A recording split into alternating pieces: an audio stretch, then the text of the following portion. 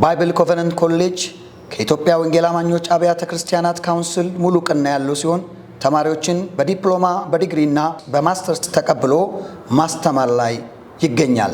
ባይብል ኮቨነንት ኮሌጅ በመደበኛና በርቀት እንዲሁም በኦንላይን በአማርኛ በአፋን ኦሮሞና በእንግሊዝኛ ትምህርቶችን ይሰጣል። ለዲፕሎማ 1 ዓመት ለዲግሪ 3 ዓመት ብቻ መማር ይጠበቁበታል። ይህ ብቻ አይደለም። ባይብል ኮቨነንት ኮሌጅ ብዙ የእግዚአብሔር ቃል ሲታጠቁ ክፍያው በጣም የሚያስገርም ነው። ይህም የሆነበት ምክንያት ለብዙ ተማሪዎች የመክፈል አቅም በማገናዘብ ለብዙ ተማሪዎች የመማር ዕድልን በመስጠት ታስቦበት የተደረገ ነው። በባይብል ኮቨነንት ኮሌጅ ከሚሰጡ ትምህርቶች ውስጥ የተወሰኑ እንደሚከተሉት ተጠቅሰዋል። ክርስቶሎጂ፣ የአመራር መርሆች፣ የቤተ ክርስቲያን እድገት ስልት፣ ኒውማቶሎጂ፣ የቤተ ክርስቲያን ታሪክ፣ የአማኝ ስልጣን፣ መጽሐፍ ቅዱሳዊ ቃል ኪዳናት፣ አእምሮ መታደስ፣ ሄርሜኔቲክስ፣ ስካቶሎጂ ናቸው። ዓላማችን መልእክተኞችን ለክርስቶስ ተልኮ ማዘጋጀት ነው። ስለ ንጥቀት እንመለከታለን። ዛሬ ንጥቀትን ስንመለከት ንጥቀት ራሱ ምንድን ነው የሚለውን አንደኛ ተሰሎንቄ ምዕራፍ 4 ቁጥር 16-17 ላይ ከዚያም በኋላ እኛ ሕያዋን ሆነን የምንቀረው ጌታን በአየር ላይ ለመቀበል ከእነርሱ ጋር በደመና እንነጠቃለን ይላል እና ንጥቀት የምትለውን ቃል ስፔሲፊክ እዚህኛው ስፍራ ጋር ነው የምናገኘው። መነጠቅ ሐሳቡ ግን አለ፣ ዮሐንስ ላይም አለ፣ ደግሞ አንደኛ ቆሮንቶስ ምዕራፍ 15 ላይም አለ፣ እንነጠቃለን። ስለዚህ ንጥቀት ምንድን ነው ካልን መወሰድ እና በአማርኛው ቃል ላይ ደግሞ እንደወረደ ስንመለከተው ንጥቀት አንድ ነገር የሚነጠቀው ፍቃድን ጠብቆ አይደለም ማለት ነው። ለምሳሌ ሌባ ሲነጥቃችሁ ፍቃዳችሁን ጠይቀው አይደለም አይደለ? ስናች ያደርገዋል ማለት ነው። ቀማ፣ ነጠቀ። እናንተስ ደግሞ የእናንተን የሆነ ዕቃ ሰው ሲይዝባችሁ፣ ለምሳሌ ኢሌጋል ህጋዊ ያልሆነ ሰው ሲይዝባችሁ የእናንተን ጉዳይ ድርድር ማሳመን ጋር አይደለም የምትሄዱት። እቃው የማን ከሆነ ንብረቱ የማን ከሆነ የእናንተ ከሆነ ምን ታደርጉታላችሁ? እስናሽ ነው የምታደርጉት፣ ትነጥቁታላችሁ። መንጠቅ የሚለው ሐሳብ መውጣት እና ቅጽበታዊ በሆነ መልኩ ሚስጥራዊ በሆነ መልኩ ከዚህም በኋላ እኛ ሕያዋን ሆነን የምንቀር ጌታን በአየር ላይ ለመቀበል ከእነርሱ ጋር በደመና እንነጠቃለን፣ እንዲሁም ሁል ጊዜ ከጌታ ጋር እንሆናለን ይላል። ስለዚህ መነጠቅ የሚባለው ነገር በቤተ ክርስቲያን ታሪክ ውስጥ ያለ ጉዳይ ነው ማለት ነው። ልብ ልንለው የሚገባ ጉዳይ ነው። ችላ ልንለው የሚገባ ጉዳይ አይደለም ማለት ነው። ከዛስ ደግሞ ልንጠባበቀው የሚገባን ጉዳይ ነው መነጠቅ የሚባለውን። ለምን መነጠቅ ራሱ አለ ወይ የለም የሚልም አስተምሮ አለ። በቃ መነጠቅ አይኖርም፣ ምንም መነጠቅ የሚባል ነገር የለም። መንግስቱን መስርቷል። ኦልሬዲ መንግስቱ ማናት? ቤተ ክርስቲያን ናት። በቤተ ክርስቲያን በኩል የእግዚአብሔር መንግስት ተመስርቷል። ስለዚህ አሁን ባለው መልኩ ኢየሱስ ክርስቶስ ይመጣል፣ በኃጢአተኞች ላይ ይፈርዳል። እኛ ጻድቃኖች የሆነው እዚህ ምድር ላይ እንቀጥላለን። ስለዚህ ምንም አይነት መነጠቅ የሚባል ወሬ የለም የሚል አስተምሮ አለ። ግን የእግዚአብሔር ቃል ላይ ደግሞ መነጠቅ መወሰድ የሚባል ነገር አለ። ስለዚህ ይሄንን ቃል ዲናይ ልናደርገው ልንክደው አንችልም ማለት ነው። ትራንዚሽን ታይሞች አሉ። የመነጠቅ ጊዜ አለ፣ የመምጣት ጊዜ አለ። መንግስቱ የሚመሰረትበት ጊዜ አለ። አሁን ደግሞ ያለንበት ዘመን አለ። ይሄንን ከፋፍለን ልናቀው ይጠበቅብናል ማለት ነው። ስለዚህ መነጠቅ ካልን ምንድነው ብለናል? መወሰድ የሚለውን ሐሳብ ነው የሚይዘው። ዮሐንስ 14:3 ላይ ልባችሁ አይታወክ አለ፣ በእግዚአብሔርም እመኑ፣ በእኔም ደግሞ እመኑ። ለምን? ኢየሱስ ክርስቶስ መሄጃው ደርሷልና ስለመሄዱ አሁን ፍንጭ እየሰጣቸው እያወራቸው ነው። ያ የሚመቸው ኢየሱስ ክርስቶስ እሱ ባለበት ቦታ መሆን የሚመቸው ኢየሱስ ክርስቶስ ይሄዳሉ ሲል ያሰጋል አይደለ? ወድም ባርባር ያስብላል እኮ። ለምን? ኮምፎርታብል ከኢየሱስ ክርስቶስ ጋር መኖር እና መልሶ አሁን እንደቀደመው ህይወታቸው ሊመለሱ ነው ያሰጋል። ነገር ግን ስለዚህ ምን ሆነባቸው? ልባቸው ታወከ፣ ፍርሃት ገባባቸው። ዲፓርት እንደሚያደርግ ኢየሱስ ክርስቶስ ከነሱ እንደሚለይ ሲያስቡ፣ ነገር ግን ኢየሱስ ክርስቶስ ምን አይነት ተስፋ ሰጣቸው? ልባቸው አይታወክ፣ በእግዚአብሔር እመኑ፣ በእኔም ደግሞ እመኑ። ከዛ ይልና በአባቴ ቤት ብዙ መኖሪያ እንዳለ እንዲህ ባይሆን ባልኳችሁ ነበረ፣ ስፍራ አዘጋጅላችሁ ዘንድ እሄዳለሁና አለ። ኢየሱስ ክርስቶስ ስፍራ ሊያዘጋጅልን ነው። ኢየሱስ ክርስቶስ የቤተ ክርስቲያን ምንድን ነው? ባል ነው፣ ሙሽራ ነው፣ ባል ነው። ስለዚህ አሁን ምናችን ነው? እጮኛችን ነው። አይቶ ቤተ ክርስቲያንን አይቶ ለራሱ አዘጋጅቶ ሄዷል። ለዛ ደግሞ በምን አትሞናል? በመንፈስ ቅዱስ አትሞናል። ስለዚህ ተስፋው ምንድን ነው? የጸና ነው። ተስፋ ይጸና ነው ማለት ስጋት ውስጥ አንገባም፣ ፍርሃት ውስጥ አንገባም። የሆነ ፍርሃት አይወርሰንም። ኢየሱስ ባይመጣስ ሄዳለሁ ብሏል፣ ቢቀርስ በፍጹም አይቀርም። ኢየሱስ ክርስቶስ ጌታ ነው። ይሄ ኦራል በሆነ መልኩ በንግግር ብቻ አይደለም ተስፋውን የሰጠን፣ በመንፈሱ ታትመናል። የእግዚአብሔር መንፈስ ለዘላለም በእኛ ውስጥ ይኖራል። እስከ መቼ ድረስ? ኢየሱስ ክርስቶስ መጥቶ እስኪወስደን ድረስ። ስለዚህ በፍጹም ስጋት ውስጥ አንገባም ማለት ነው። ኢየሱስ የሄደው ለምንድን ነው ካልን ስፍራን ሊያዘጋጅልን፣ ስፍራን አዘጋጅላችሁ ዘንድ እሄዳለሁና በአባቴ ቤት ብዙ መኖሪያ አለ እና ይህ ስፍራ እዚህ ምድር ላይ ነው ወይ? ኢየሱስ የሚያዘጋጀው ስፍራ እዚህ ምድር ላይ ነው አይደለም፣ በላይ በሰማይ እሱ ባለበት ነው ስፍራ የሚያዘጋጀው። ስለዚህ ወደ ላይ መሄድ የሚባል ነገር አለ ማለት ነው። ኢየሱስ ክርስቶስ እዚህ ብቻ መጥቶ ምድር ላይ የሚመሰረተው መንግስት አይደለም፣ እኛ እንሄዳለን። ኢየሱስ ክርስቶስ ጌታ ነው። አስቀድሞ የሙሽራው ወደ እርሱ መሄድ ጊዜ አለ። ሄጄም ስፍራ ባዘጋጅላችሁ እኔ ባለሁበት እናንተ ደግሞ እንድትሆኑ ሁለተኛ እመጣለሁ አለ። ወደ እኔም እወስዳችኋለሁ፣ ወደ መሄድበትም ታውቃላችሁ መንገዱን ታውቃላችሁ፣ ወደ መሄድበትም ታውቃላችሁ መንገዱን ታውቃላችሁ አለ። በዛ ጊዜ መንፈስ ቅዱስ ስላልወረደ አላወቁትም፣ መገለጡ አላገኛቸውም ነበርና።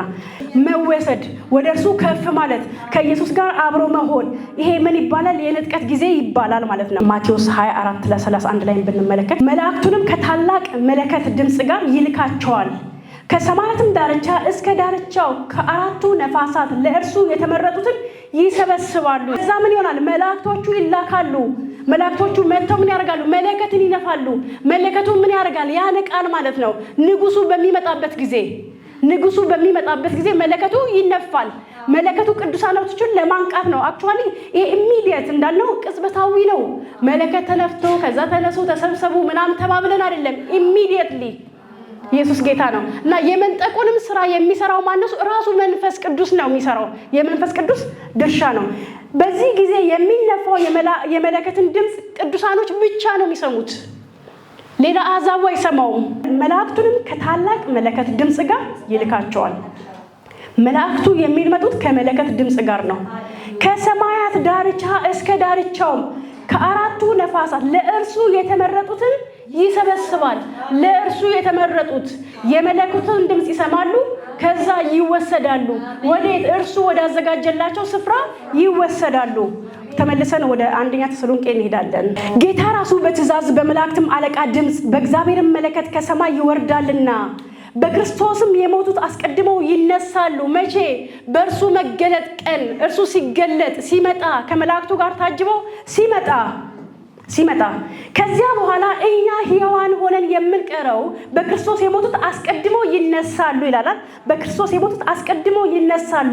ከዚህ በኋላ እኛ ሕያዋን ሆነን የምንቀረው ጌታን በአየር ላይ ለመቀበል ከእርሱ ጋር በደመና እንነጠቃለን። ጌታን በአየር ላይ ለመቀበል እርሱ ምድርን አይነካም ማለት ነው። ምድር ላይ አያርፍም። ኢየሱስ ክርስቶስ የት? አየር ላይ ሆኖ በመላእክቶቹ ታጅቦ መላእክቶቹ ምን ያደርጋሉ? የእርሱን መምጣት መለከትን ይነፋሉ። የእርሱ የሆኑት ይሰማሉ፣ ከዛ ይሰበሰባሉ። ጌታን በአየር ላይ ለመቀበል ሁለተኛ ዳግም በሚመጣበት ጊዜ ይሄ ሁለተኛው መምጣቱ ይባላል። ለቅዱሳኖቹ የሚገለጥበት በዚህ ስፍራ ለእርሱ ለሆኑት ብቻ ነው የሚገለጠው። ከዛ ቀጥሎ ደግሞ የሚመጣበት ጊዜ አለ። በመሃል ላይ ምን ይገባል ብለናል? ሰባኛው ሱባኤ ይገባል። ከ7 ዓመት በኋላ ደግሞ ኢየሱስ ክርስቶስ ዳግም ይመጣል። ዳግም ሲመጣ ግን እግሮቹ የት ነው የሚያርፉት? በደብረ ዘይት ተራራ ላይ ይላል። በደብረ ዘይት ተራራ ላይ ያልፋል። ተራራው ለሁለት ይከፈላል ይላል። አንዴ ብቻ አይደለም፣ አንዴ ይመጣል። በአየር ላይ ነው። የእርሱ የሆኑት ብቻ ይመለከታሉ። ከዛ የእርሱ የሆኑት ይነጠቁና ይቀላቀላሉ፣ ከእርሱ ጋር ይገናኛሉ። ከዛ ራሱ ልክ አንድ ሙሽራ መጥቶ እንደሚወስድ ማለት ነው። በአጃቢዎች ታጅበው በመላእክቶች ታጅበው ይመጣና የእርሱ የሆኑትን ይወስዳል። ከዛ ይዟቸው ሄዶ የት ያስገባቸዋል? ወደ አዘጋጀላቸው ማረፊያ ያስገባቸዋል። በዚህ ውስጥ ሌላው በእርሱ ያልሆኑት ሁሉ አይመለከቱም።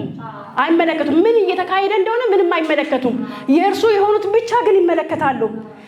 ሁለተኛ ግን ከ7 ዓመት በኋላ ሲመጣ እሱ ምን ይባላል? ዳግም መምጣት ይባላል።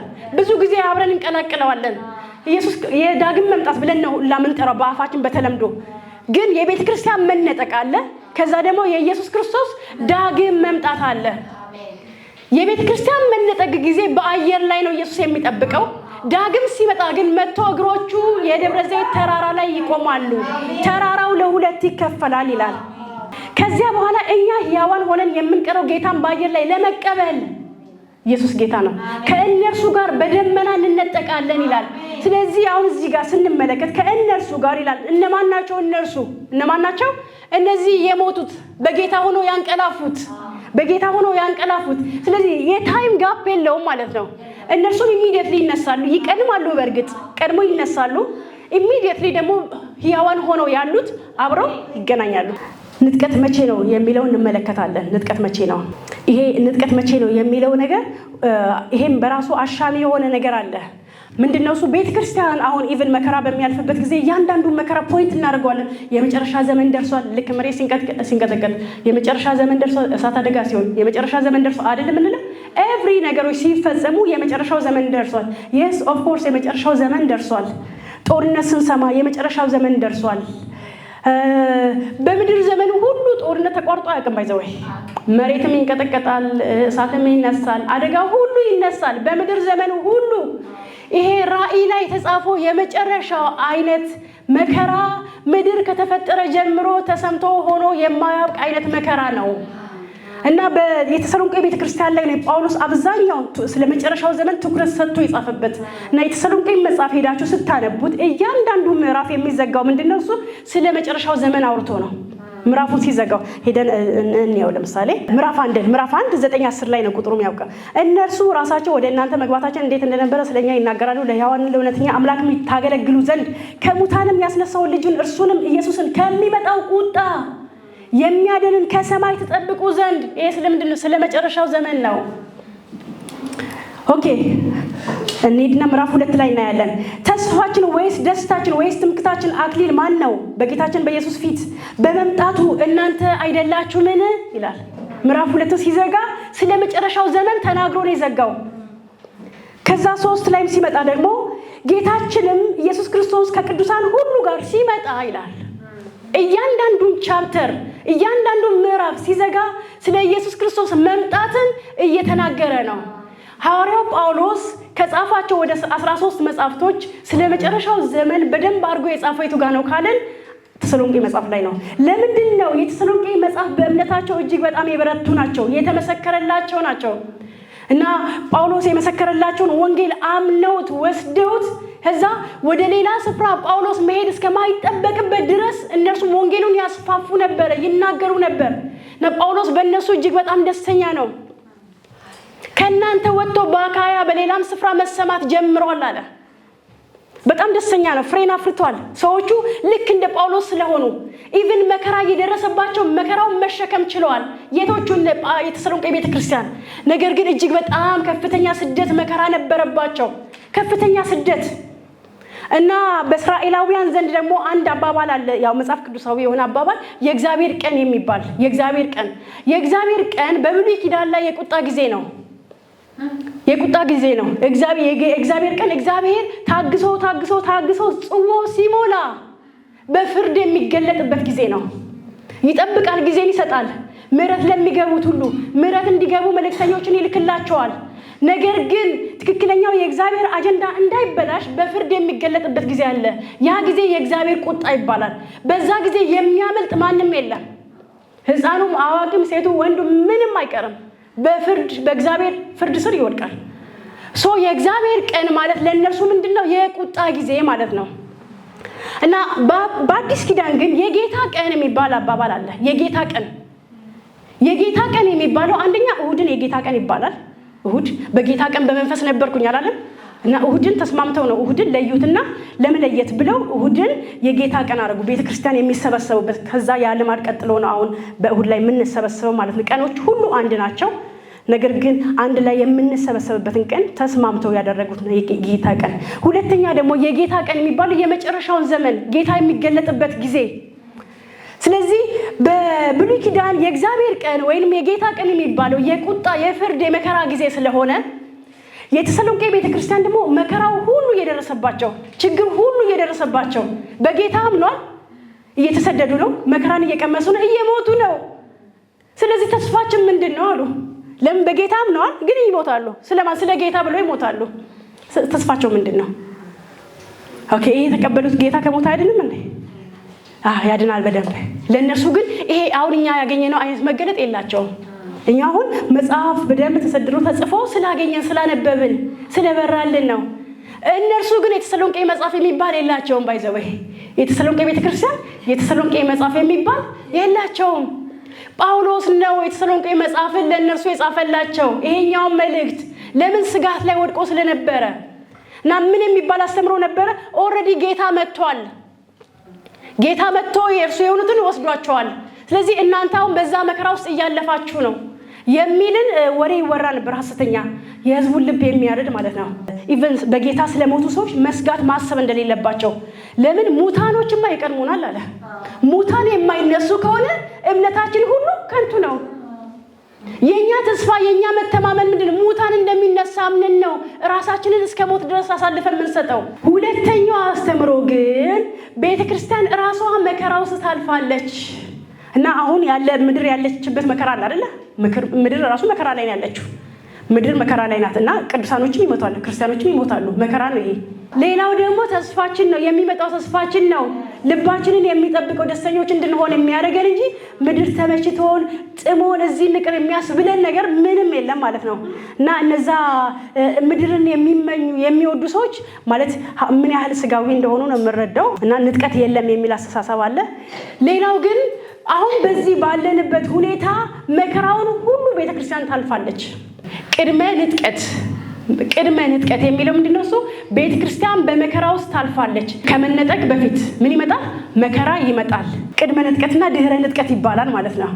ቅድመ ንጥቀት የሚባለው ለሚሉት ለምንድነው? እሱ ምድር ላይ አሁን ካለው መከራ ማቴዎስ 24:25 ላይ ያለው ኢየሱስ ክርስቶስ ያላቸው ነገሮች ሁሉ በአይናችን እያየነው ነው፣ እየሆነ ነው።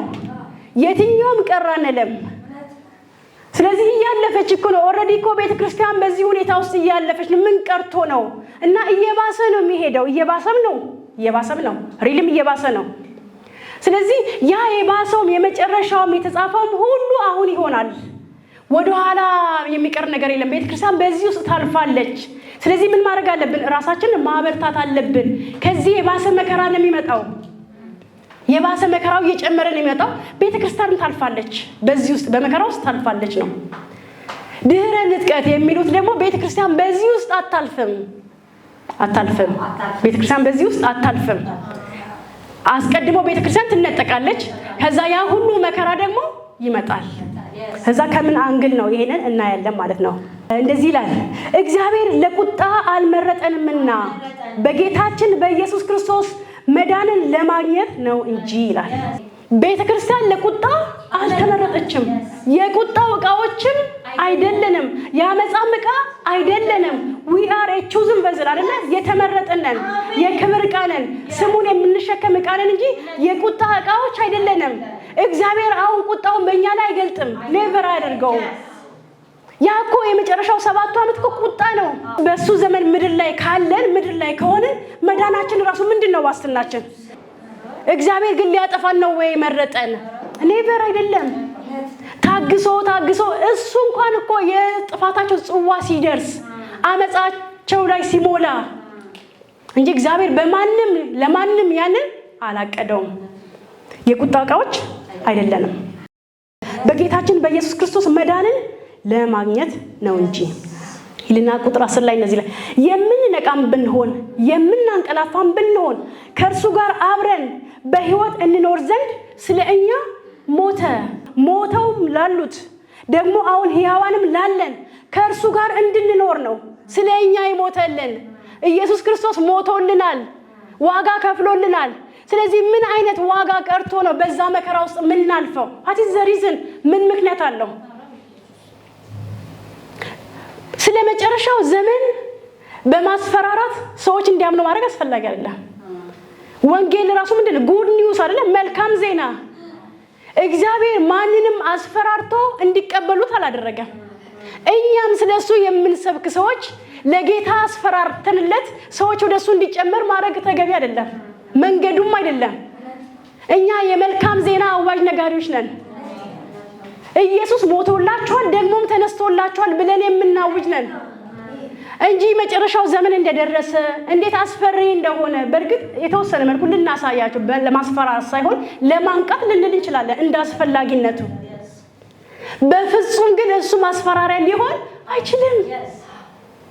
ለማስፈራራት ሰይጣን አላላቸው እኮ ሰይጣን እኮ በህልማቸው ምናምን ተኝተው ያስፈራራቸዋል። ሰዎች አጋንንት ሲወጣ ካያችሁ ምንድነው የሚሉት? ሲያስፈራራኝ ነበር፣ እገልሻለሁ፣ አንቅሻለሁ፣ አጠፋሻለሁ ይለኝ ነበር አይደል የሚሉት። በቃ ስራው እሱ ነው። እግዚአብሔር ግን መጥቶ እንደዛ አይልም። አድንሻለሁ ነው፣ ሞቼልሻለሁ፣ አድኜሻለሁ። ስለ ጌታ መምጣት ስንነጋገር ስለ መነጠቅ ስናስብ ሌላው አንደኛ ተሰሎንቄ 4 ላይ 4 ከ16 እስከ 18 ላይ መጨረሻ ላይ እንደዚህ ይላል 18 ላይ ስለዚህ እርስ በርሳችሁ በዚህ ቃል ተጽናኑ። የመጨረሻው ዘመን ወሬ መጽናኛችን ነው እንጂ ማስፈራሪያ አይደለም ማለት ነው። ስጋት አይደለም ይዞልን የሚመጣው። ሃው እንዴት ሴት ልንሆናለን? በዛ በመጨረሻው ዘመን ላይ በምድር ላይ የሚመጣው ምድር ከተፈጠረ ጀምሮ ይሄ ሁሉ ሆኖ አያውቅም የሚባለው መከራ ከፊታችን ይጠብቀናል ብለን እየጠበቅን እንዴት ደስተኞች እንሆናለን?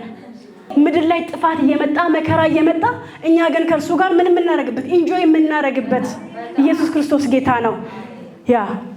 እና አንዳችሁ በአንዳችሁ ተጽናኑ፣ አንዳችሁ ለአንዳችሁ በዚህ ቃል በየትኛው በመምጣቱ መነጠቅ በሚለው እንድንጽናና የተነገረን ከጥፋቱ ቀድሞ ሊሆን ይችላል።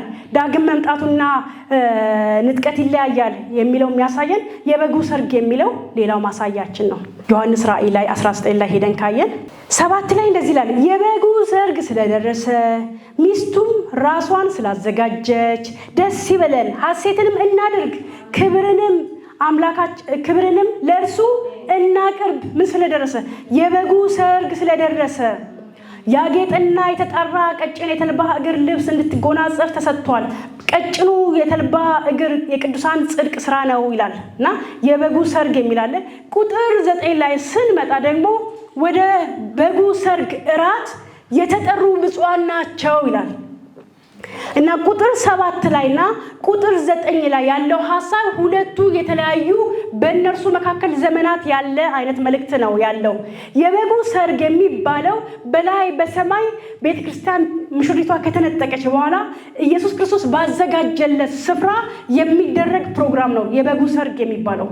የበጉ ሰርግ ከዛ እራት የሚባለው ደግሞ የበጉ ሰርግ እራት የሚባለው እራት ሁሉ ጊዜ ፍጻሜ ያለው ነገር ነው፣ መጨረሻ ላይ የሚደረግ ኢየሱስ ክርስቶስ ከቅዱሳኖች ሁሉ ጋር ተያይዞ ከሰማይ መጥቶ ምድር ላይ የሚያደርገው ነው። ምድር ላይ በመጣበት ጊዜ የሚደረግ ስርዓት ነው።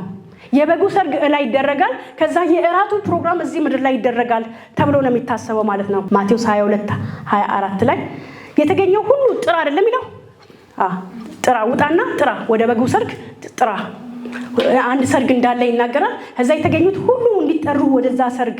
ከዛ በመካከል ላይ የተገኘ አንድ ንጹህ ልብስ ያለበሰ አይደለ? አንድ ንጹህ ያለበሰ ሰው በዛ መካከል ላይ ተገኘ። ከዛ አውጡት አይደለ? ጥርስ ወደሚፋጭበት ወደ ጥፋት ስፍራ ላይ ያ ሰው እንዲጣል። በሰማይ ላይ ግን በስህተት የሚገባ አንድ ሰው ሊኖር አይችልም። ልብሱ ያደፈ ሰው በዛ ስፍራ ላይ ሊገኝ አይችልም። በሰማይ ከሆነ እራቱ ያ እራት የት ነበረ ካልን ምድር ላይ ነው። ምድር ላይ በዛ ዘመን ላይ ጌታን ያላወቁ ኃጢአተኞች ሊኖሩ ይችላሉ ተብሎ ይታሰባል።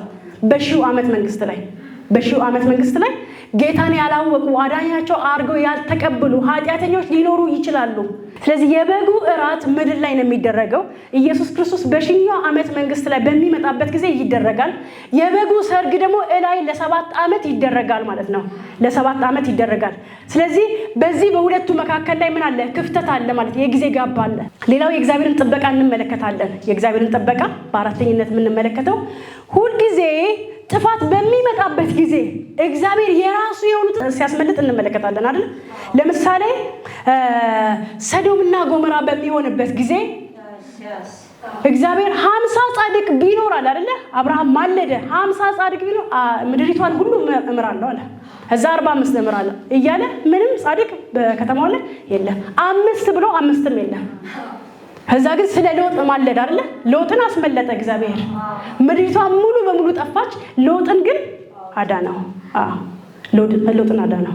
ስለዚህ ይሄ ጥፋቱ አብሮ አይደለም ማለት ነው። የራሱ የሆኑትን ያስመልጣል፣ ጻድቃኖችን ያስመልጣል። ተቀላቅሎ መጥፋት የሚባል ነገር የለም ማለት ነው። ፍጥረት 6 ላይ ከሄድን የኖህ ጊዜ እንዳለ ምድር ላይ የመጣ ጥፋት ነው። ምድር ላይ የመጣ ጥፋት ኖህንና ቤተሰቦችን ግን እግዚአብሔር አድኗል። ኖህና ቤተሰቡ በዛ በመጣው ጥፋት ውስጥ አልገቡም። ለኛ ዋስትና ነው። how much more ኖህ እኮ ምሳሌ የሆነው ምንድነው ነው? መርከቡ አይደለ? የክርስቶስ ምሳሌ የማዳን ምሳሌ ሆኖ እዛ መርከብ ውስጥ ገባ። we are in Christ። እኛ እኮ ከክርስቶስ ጋር አካል ሆነናል። ኢየሱስ በእኛ ውስጥ አለ፣ እኛ በእርሱ ውስጥ አለን። ስለዚህ እንዴት ከሚመጣው ጥፋት ይጠብቀናል፣ በደንብ ይጠብቀናል። ሌላው የምናየው ነገር ምንድነው? ንጥቀት ለነማን ነው? የተሰሎንቄ መጽሐፍ በጣም ይነግረናል። እንደዚህ ይላል፣ ነገር ግን ወንድሞቹ ተስፋ እንደሌላችሁ እንደሌሎች ደግሞ እንዳታዝኑ አንቀላፍተው ስላሉት ታውቁ ዘንድ እንወዳለን። ኢየሱስ እንደሞተና እንደተነሳ ካመንን፣ ንጥቀት ለማን ነው ካልን ኢየሱስ እንደሞተ ላመኑት፣ አንደኛ ኢየሱስ ለኛ እንደሞተልን ለምናምን ለኛ ኢየሱስ ለኔ ሞቶልኛል ለሚል ሁሉ ንጥቀት ለርሱ ነው።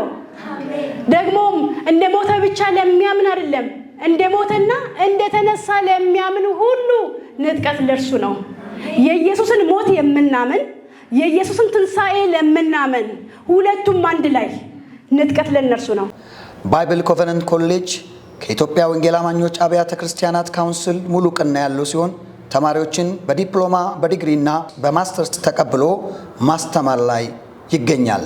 ባይብል ኮቨነንት ኮሌጅ በመደበኛና በርቀት እንዲሁም በኦንላይን በአማርኛ በአፋን ኦሮሞና በእንግሊዝኛ ትምህርቶችን ይሰጣል። ለዲፕሎማ 1 ዓመት ለዲግሪ 3 ዓመት ብቻ መማር ይጠበቁበታል። ይህ ብቻ አይደለም። ባይብል ኮቨነንት ኮሌጅ ብዙ የእግዚአብሔር ቃል ሲታጠቁ ክፍያው በጣም የሚያስገርም ነው። ይህም የሆነበት ምክንያት ለብዙ ተማሪዎች የመክፈል አቅም በማገናዘብ ለብዙ ተማሪዎች የመማር ዕድልን በመስጠት ታስቦበት የተደረገ ነው። በባይብል ኮቨነንት ኮሌጅ ከሚሰጡ ትምህርቶች ውስጥ የተወሰኑ እንደሚከተሉት ተጠቅሰዋል።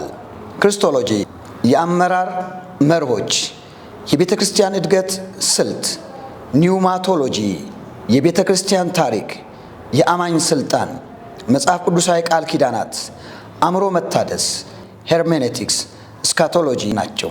ዓላማችን መልእክተኞችን ለክርስቶስ ተልኮ ማዘጋጀት ነው።